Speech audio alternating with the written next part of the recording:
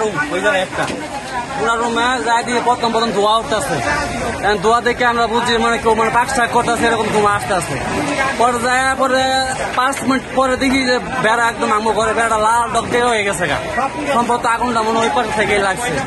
এর লেগে আমগো বেড়ার সাথে যে আগুনটা লাগছে এই থেকে আগুনটা তৈরি হয়েছে। সব একদম পুরা শেষ ভাই। কি রুম ভাই, ফ্রিজ টাকা পয়সা সব শেষ ভাই। কতগুলো গল্প ঘর পড়ছে এনে না হলো 25-26টার মতন ঘর হইব আর কি উপরে। আরো তো ওই পাশে রুম আছে, বিভিন্ন ধরনের মাইসের রুম পড়ছে ভাই।